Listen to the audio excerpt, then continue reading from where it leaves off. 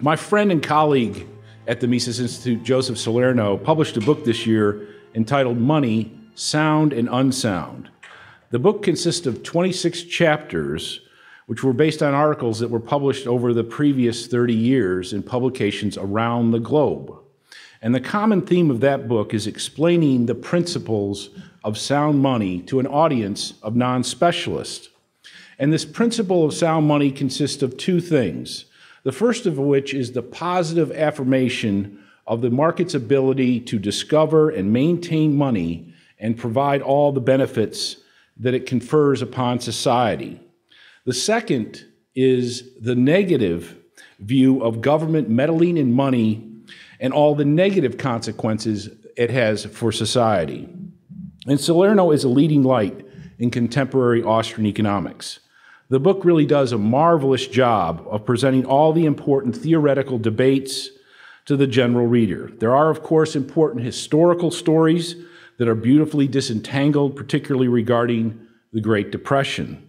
The book is chock-filled with analysis of policy, including some of the very best discussions of inflation and deflation.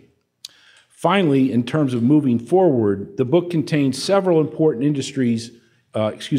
essays on the gold standard and how to re-implement it. So I highly enthusiastically recommend this book to you. The book is a great accomplishment and contains the very information we need to move the world in the right direction. Therefore, I'm dedicating my lecture today to Joe and his accomplishments and to his goal of restoring the principle of sound money. And so what is sound and unsound money? Well, the principle of sound money acknowledges what the market has provided society in the form of money. Money began as a commodity that started to be used as an intermediary in exchange. For example, I accept tobacco in payment for a service, even though I have no desire to consume tobacco, but I do know that I can use the tobacco to buy some tomatoes down at the vegetable stand. Initially, such goods back in history, such as tobacco, may serve the purpose as an exchange intermediary. However, there is a natural tendency for particular goods to emerge as the best intermediaries for exchange across the entire economy. Eventually, only a small number of goods emerge as the very best commodities to serve as intermediaries. These goods will naturally have qualities that allow them to best serve the economy. These qualities include being durable, because you don't want an intermediary good that might spoil or degenerate between the time you accept it and the time you want to reuse it in exchange. Another important quality is that the good be divisible, in order that you can measure the amount of a commodity you might be willing to offer in exchange. Therefore, a cow would not be a very good intermediary, because you couldn't just cut off one leg and then, sell it bit by bit. Tobacco, on the other hand, for example, can be measured by weight to a precise amount. Tomatoes, on the other hand, are less divisible and less durable than tobacco. The very best intermediaries will also be easy to transport and store, and also represent a large value relative to weight and size. And they also must be difficult to forge or to imitate.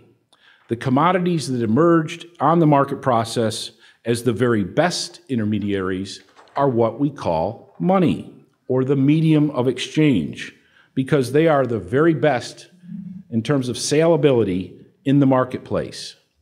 Now, it is important to note that this is not some mysterious process, unguided by human choice, but rather it is an entrepreneurial process whereby certain individuals discover those particular commodities that have these properties and that they can benefit from them, that they can profit from them. The best entrepreneurial discoveries are eventually imitated, and the market is driven in the direction of these certain commodities and away from others. Now, long ago, metals emerged as some of the very best intermediaries for exchange. specifically things like bronze, tin, copper, and silver, and gold.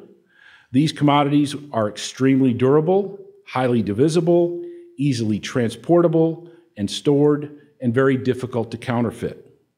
And to enhance the divisibility of these metal commodities, metalsmiths would cut the metals into equal-sized pieces and add their marks to indicate the weight and who produced them, and in this manner, the business of minting coins came into being. In order to enhance the ability to store and transport money, banks and banknotes came into being. Initially, goldsmiths and silversmiths, who already had a safe place to store their own metal, served as the repository for storing other people's money. In order to enhance the transportability of money, paper banknotes emerged as a way of reducing the cost of transportation and the problem of theft during transport. So instead of transporting 100 pounds of silver for a trip from London to Paris, I would simply have my London banker write me out a banknote for 100 ounces of silver, which I would carry with me and then redeposit or cash at the corresponding bank in the city of Paris. This is the good form of paper money. Now, this might all seem rather simple and obvious, but it's very far from that. This process whereby money and banking developed could never have been imagined prior to it actually happening. There is an example of cigarettes becoming money very quickly in World War II prisoner of war camps in Germany, but that's only because the prisoners already knew about money and what money was and how it could be used. No one would have been capable of discovering money in its modern form back in prehistoric times. Likewise, governments could never have been capable of creating such a system by themselves. Governments merely monopolized existing forms of money. Now, of course, everybody thinks money is important, and most of us would like to have more of it, and that's why Ben Bernanke is popular in certain circles. But few people realize how important it really is. Without money, the ability to exchange would be extremely limited. Bartering goods is a costly and cumbersome process where you have to find somebody that wants something that you have and they have something that you want, and you can come to terms on how much each of you are going to be willing to give the other in order to make the exchange happen. Without money, people would have to supply most of the goods for themselves and their families by their own production. And as a result, you would have much less to consume. We would basically all be on a subsistence level of existence. The specialization and division of labor would be extremely limited because we wouldn't have the ability to pay our workers other than in the production of whatever we were doing. Economies of scale would be very difficult, would be very limited as a result.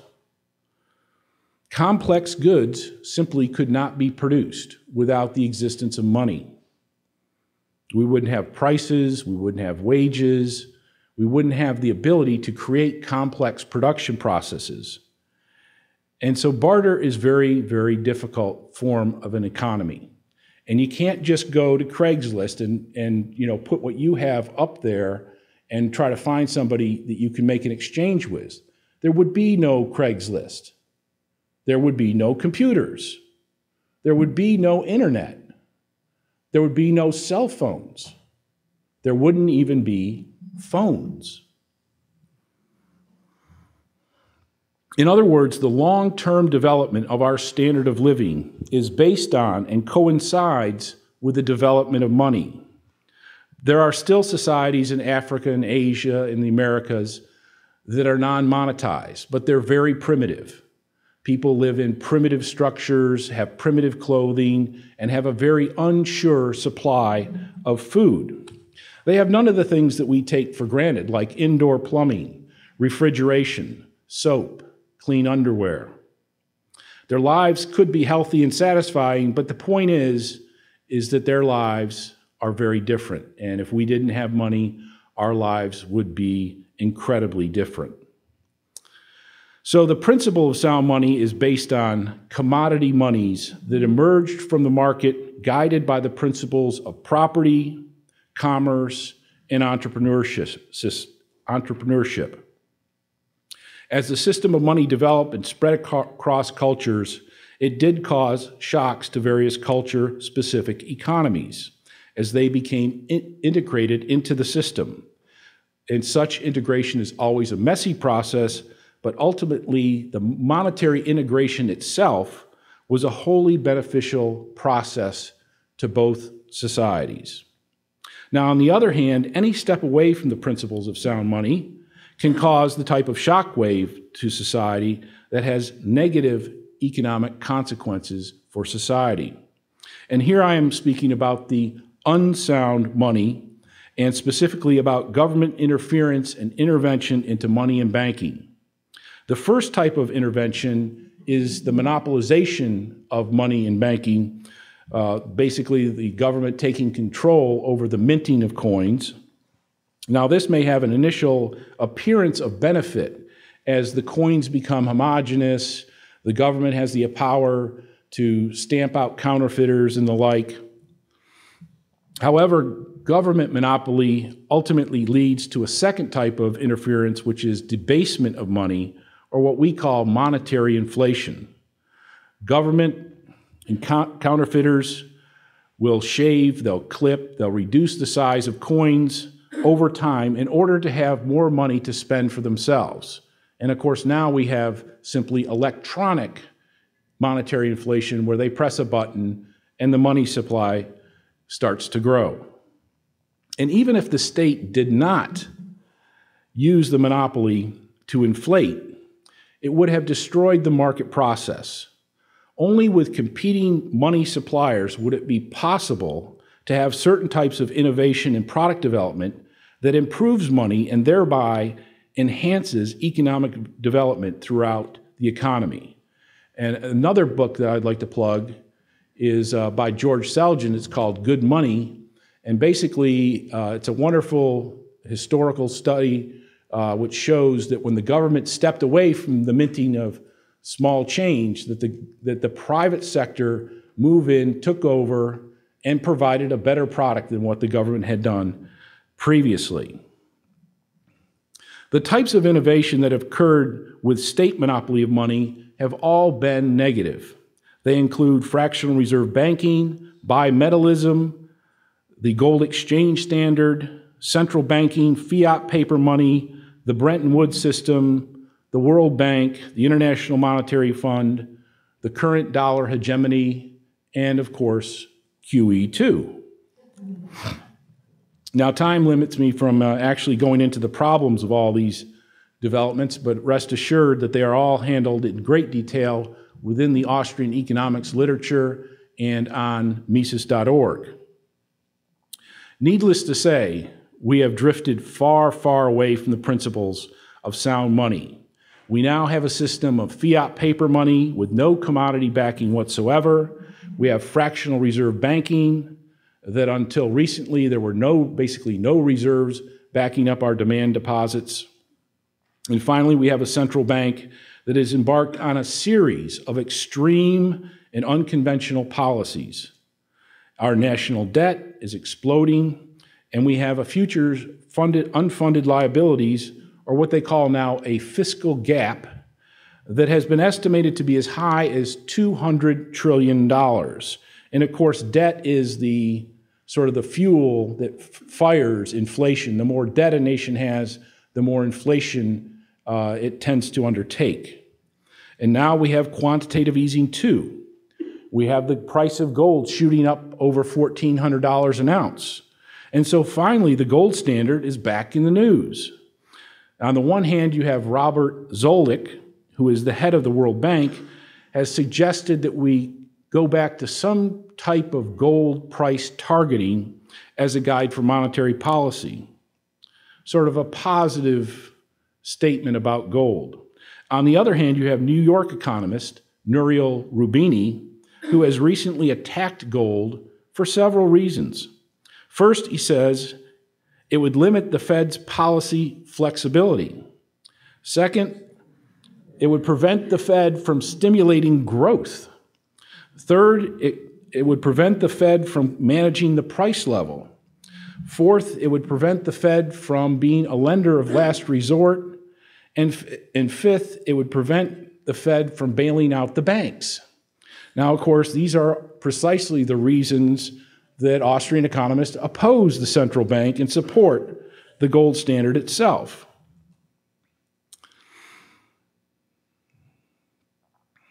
The economics profession was long composed of various schools of economic thought, with the Austrians consisting of a small but highly innovative number of economists who worked within many of the leading institutions of higher learning. More recently, the Austrian school has been growing rapidly and significantly both inside and outside academia. However, instead of there being sort of a mixture and a continuum of economic thought, there's basically two camps, the Austrians and various types of Keynesian economists. The Austrian camp, what I've labeled and discussed as supporting the positive principles of sound money, support commodity money, competitive currencies, free banking, and with most or many supporting 100% reserves on demand deposits. The Keynesian camp supports what I have labeled the negative principles of sound money that involve various forms of government intervention. My view is that the Keynesian camp does not really understand how the economy works as a social system of entrepreneurial actions on the part of millions of people. Instead, they seem to view the economy as some kind of machine or some kind of single being that they can stimulate with fiscal and monetary stimulus to obtain various results. You can sort of think of Frankenstein or something along those lines. So now I'd like to discuss some examples of the differences between Austrians and Keynesians. And these are going to include the Great Depression, the problem of deflation, and how to get out of this economic mess that we're in. These examples are just three of the many things you're going to find discussed in Joe Salerno's book, which in my opinion is the single best source of information and knowledge about these and many other economic issues related to money. The Great Depression, which began in 1929 and lasted throughout the 1930s, has been thoroughly studied by economists. And the Keynesian camp has come up with various explanations or theories. They all basically say that there was a lack or insufficient aggregate demand. But insufficient aggregate demand is really what recessions and depressions are all about. It's really not true that we have insufficient aggregate demand. I mean, if you could just demand things at will, well, you'd want a new car, you'd want a better house, you'd want to buy a whole new set of clothing. There would be tremendous stimulation in the economy, but insufficient aggregate demand is merely a description of a phenomenon. It is not an explanation of the phenomenon. Milton Friedman said that the Great Depression was caused by a fall in the money supply in the early 1930s. Ben Bernanke, who's the chairman of the Fed and wrote his dissertation on this subject, said that it was bank failures in the early 1930s that caused the Great Depression. And I always thought it was funny that, you know, the guy who literally wrote the book as far as big banks failing in the early part of the Great Depression, and that if the Fed had only prevented them from failing, if they only bailed them out, that we wouldn't have had the Great Depression. I always thought it was funny that he somehow got the job as chairman of the Federal Reserve, right at this point in time in history. But again, falling money supply, failing banks are simply what recessions and depressions are all about. They're not explanations for why things happened in the first place. Other economists have even blamed the gold standard for the Great Depression because it prevented authorities from expanding the money supply rapidly. Now let's contrast what Salerno writes in his book. he demonstrates in his book that the Federal Reserve was a highly inflationary central bank during the 1920s, which helped set off a bubble in the stock market and malinvestments throughout the economy, investments that could not be sustained. Rather than being deflationary, Salerno finds that the Federal Reserve tried and generally succeeded in being inflationary, increasing the money supply during the 1930s. Salerno also points out the simple fact that we effectively left the traditional gold standard in 1914 and was not on the real gold standard during the 1920s, 30s, and forward. He shows that they basically substituted a Federal Reserve bureaucracy and the gold exchange standard for the real one. And the reason why the Great Depression was so great, why did it last so long, was basically a continuing series of policies on the part of the Hoover administration and on the part of the Roosevelt administration to enact policies that prevented the market from working and specifically prevented wages and prices from falling. And that takes us to the second example, which is deflation. Deflation defined as falling prices. Mainstream economists have a fear of deflation. One whiff of the word of deflation, and Paul Krugman would faint. Ben Bernanke also has a tremendous fear of deflation, which is why he's engineered such a massive inflation. Salerno and Austrians think that deflation or falling prices is a good and natural thing, as do most of us in this room. We like falling prices. That's why cash for clunkers worked. That's why the first-time home tax credit worked. Falling prices led to increased sales. But Keynesians associate deflation with depression, which, as Salerno explains, that association does not hold up statistically over U.S. history. So being fearful of deflation is wrong, and the reality is quite the opposite. When an economy goes into a recession, there is a tendency for prices to fall, no doubt. However, if we look at the types of falling prices, and this is very important, the price of capital goods falls dramatically. That's why you see stock market prices go down dramatically. The price of land goes down dramatically during a recession or a depression. The price of labor goes down. But the price of consumer goods, especially necessities and non-discretionary goods, they don't fall so much. So prices are falling, but as the Austrians are pointing out, they're falling at different rates. So how would entrepreneurs look at that? How would future or present entrepreneurs look at that? Capital's falling, land's falling, labor's falling, but the price of goods is not falling so much. Well, it means that there's a profit opportunity there. It means you can combine capital, you can combine commodities, you can combine labor with lower prices and sell them to consumers at relatively higher prices. Rather than causing the economy to cycle out of control in a downward deflationary spiral, which Krugman and Bernanke believe, deflation is actually a natural shock absorber that stabilizes the economy.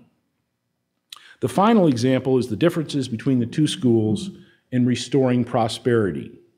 The Keynesians believe that you need to increase the money supply, and now appears that there's no limit to that increase.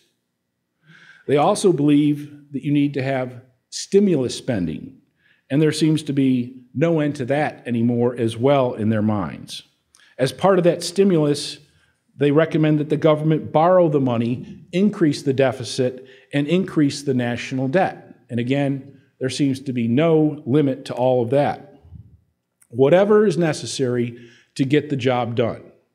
Basically, those are the policy prescriptions which led to the hyperinflations, which Professor Terrell explained to us just prior to lunch. The Austrians view all these so-called remedies to be harmful and to impede the process of economic readjustment that corrects for the very malinvestments that occurred during the boom. The Great Depression of the 1930s, the stagflation of the 1970s, the Japanese economy of the 1990s, and the current economic crisis stand as testimony to our point of view. The correct view is that government should simply get out of the way. Cut taxes, cut the size of government, restore a good environment for entrepreneurs, and allow markets to work. Most importantly, government should adopt the principle of sound money. We need to restore the gold standard, which Salerno has written about at great length in his book, close down the Federal Reserve, and return the operation of money and banking back to the marketplace. Thank you very much.